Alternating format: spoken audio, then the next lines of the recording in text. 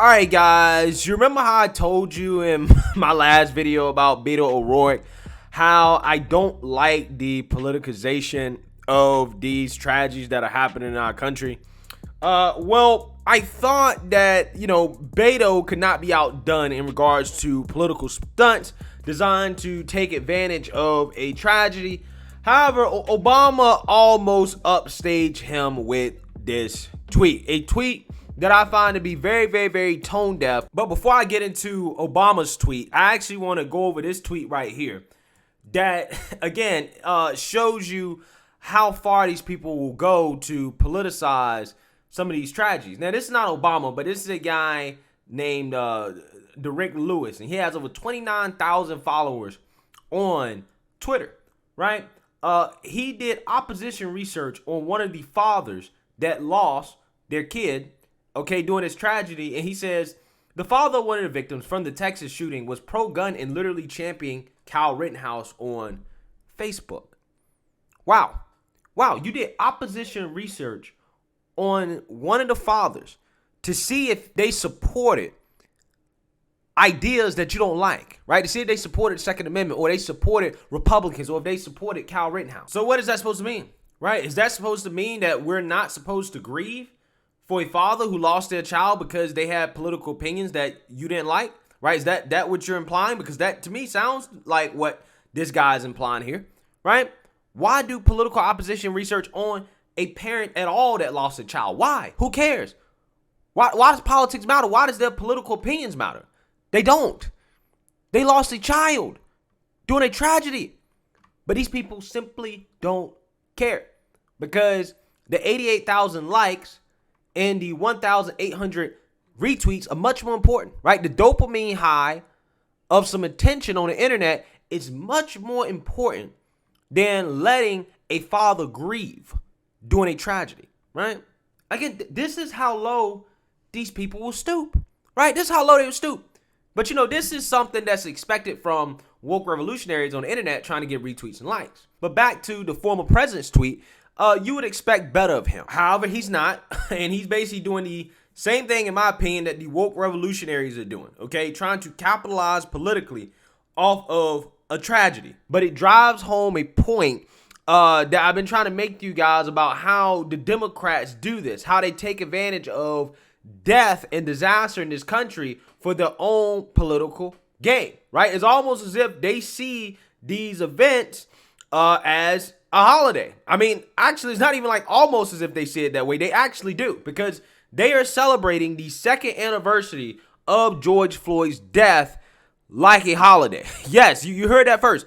They're celebrating the anniversary of George Floyd's death, a guy who died while in police custody, or technically in police custody, from causes that may or may not had anything to do with the police. But again, that's just up to you to decide what you want to believe there. But I'm just saying, right? And why in the world are they celebrating George Floyd's anniversary as if it's a holiday? Well, because it kind of was a holiday for them, right? It was an opportunity for them to rally their base behind a lie that black men are being indiscriminately gunned down in the streets by white police officers, and that it is not safe for black men to even step outside the house and go for a jog, even though there are millions of black men that step outside the house and come back to their house without being shot and killed every single day. And if they do get shot and killed, then statistically speaking, they're much more likely to get shot and killed by somebody that looks like them than a white racist police officer. But again, that's not the narrative that the Democrats want you to hear, right? That's not what they want you to hear. They want you to hear that this country is systemically racist, and they're using George Floyd's death as a means of pushing that, and the idea that the Democrat Party is the solution to all of the problems in this country, right? All the racism problems in this country. Even though this country allegedly is still systemically racist, according to them, even though black people have been voting Democrat since the civil rights era, right? So with that being said, I want to get into this tweet here from Obama, because again, I think it really does show how these politicians think that people losing their lives to tragedy is a game. It is an opportunity for them to advance their careers and to score political points. As he said, quote, "As we grieve the children of Uvalde today, we should take time to recognize that 2 years have passed since the murder of George Floyd under the knee of a police officer. His killing stays with us all to this day, especially those who loved him. Now, let's actually, scroll down and read the rest of his tweet here, just to get all of it out of the way. In the aftermath of his murder, a new generation of activists rose up to channel their anguish into organized action, launching a movement to raise awareness of systemic racism and the need for criminal justice and police reform. Inspired by these young leaders, MBK Alliance launched a Reimagining Policing pledge for mayors and cities ready to take action. If you're wondering how you could help make things a little better today, here are some ways to get involved. So Obama is basically saying, hey, forget about all those little kids, right, that died, okay, the 19 kids and 2 teachers. Let's talk about George Floyd, right? We got to talk about George Floyd because it's the anniversary of his death, right? We got to talk about George Floyd. And again, this is just another example of, again, how Democrats use death to their advantage, how they try to take advantage of it for political gain. Because to them, they see what happened, the tragedy in Texas, as an opportunity to position themselves as the good guys, right? The same way they did with George Floyd. And to say, hey, you know what? We can solve all these problems, even though we can't, okay? But, while we're trying to take advantage of this tragedy, remember this other tragedy that happened 2 years ago as well, too, right? Because they see them both as the same, right? They see them as an opportunity to advance their own careers. That's what they see. Okay, and Obama got flamed for this because, again, to me, it is tone deaf. It's one thing if he put out this tweet, okay, on its own, right, after he, put out his tweet about the Uvalde crisis, which he did. He did tweet about that. But throwing George Floyd and Uvalde in the same sentence, in the same tweet, again, in my opinion, is extremely disgusting and tone deaf because they are 2 different situations, right, that have nothing to do with each other. But again, because the Democrats see them as basically the same, well, it's just another tragedy we can take advantage of. He just throws them together, right, in this tweet. Not even thinking about how it may look or sound, because it does look and sound pretty bad, right? As he got flamed in the comment section for this, okay? As Seth Dillon says, it sucks those kids died, but remember George Floyd, he's who I'm still thinking about, Barack Obama. Yeah, take the minds off of those kids, okay, and think about George Floyd, right? Think about that guy, okay? That's what he's saying. The families of more than 20 people, mostly children, killed yesterday do not deserve disrespect. It would be good to respect their pain and not use this moment to stir up more hatred. Barrington Martin says, no, sir, it doesn't. The media made a martyr out of a man who didn't deserve it. Those babies were truly innocent. He wasn't. Let's not put them in the same sentence of a man whose untimely death was used to unleash a summer's worth of crisis in the name of Fox social justice. Yeah, absolutely 100% correct, right? They use that crisis, George Floyd, right? If you want to call that a crisis, they use that to unleash a summer of destruction across the country, right? In the name of social justice, right? In order to try to win an election in 2020 to get Orange Man out of office, right? That's what they did. Christina Prushaw says, this is truly sick. 19 innocent children and 2 hero teachers were killed. And to the divider in chief, the real victim of Uvalde is George Floyd. And people think that you're saying something crazy when you say that Obama divided this country. It's not a coincidence that a lot of this race stuff started to really get worse under Obama, right? Because the guy, I think, did not do a lot for race relations in this country. I really don't, right? TJ Moe said, incredible. 19 children slaughtered, and you tweet about a criminal who was high on fentanyl and resisted arrest, failing to see the connection here. What an insult to these kids. So he's getting flamed in the comment section for this, okay?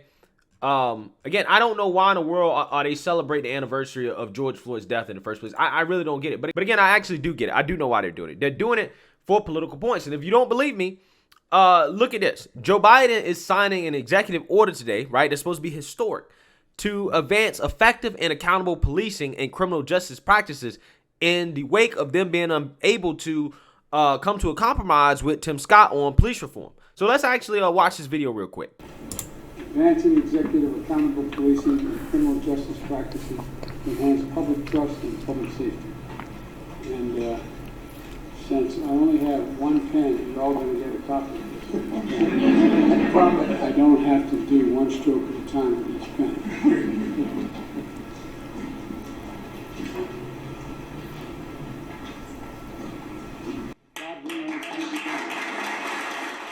All right, so let's read real quick about what this executive order will do here.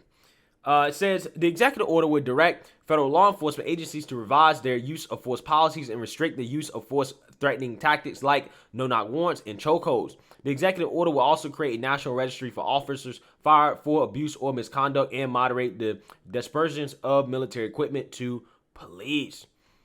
Okay, so ask yourself, guys, if this is so historic and this is so important, why in the world did the Democrats or Joe Biden sign this executive order, I don't know, last year, right? The first day he got in office. If they felt so strongly about this, why did they do it then? Why in the world did they wait to the second anniversary of George Floyd's death to do this? Well, the reason why is because, again, it's about politics. It's about putting on a show. It's about making everything look historic, right? It looks like, oh, we're solving this problem, right? That's what it's about. That's what it's about. Because if this was so important, why wait till May 25th of 2022 on the second anniversary of George Floyd's death to do it? This should have been done last year, right? Especially when it became obvious that you weren't going to compromise with Tim Scott on police reform. Why don't you sign it in? But you know what? The Democrats are so sleazy. They're so underhanded that I guarantee you it's much more insidious than that, right? They probably purposely chose not to negotiate with Tim Scott and to come to an agreement so they could do this on George Floyd's second anniversary, right? They probably decided, you know what? It'll look better if we just sign an executive order on the second anniversary of George Floyd's death instead of actually coming to a compromise with Tim Scott, right? It'll just look better if we do this instead. I guarantee you that was it. I guarantee you that was a part of the thought process. So I want you guys to understand, the Democrats, because of politics, okay, because they want to look good, right? They want to take advantage of George Floyd's death. This is how much they think death is a holiday. They literally sat on this executive order that they claim is so historic into the anniversary of George Floyd's death. Why? Just to say they signed it on that day. That's it. That's it. Again, that's what they're about. That's what politics is about, guys. It's a show, right? It's all about grandstanding and virtue signaling. And the Democrats doing this tragedy in Texas have shown us that that is truly what they're about, right? And it really is a damn shame, and it's disgusting to see this type of behavior from these guys. But hey, they really don't have any shame. They really don't. They have no shame whatsoever. So let me know what you guys think. Make sure you like, comment, and subscribe. Most importantly, share a Black conservative perspective. Peace.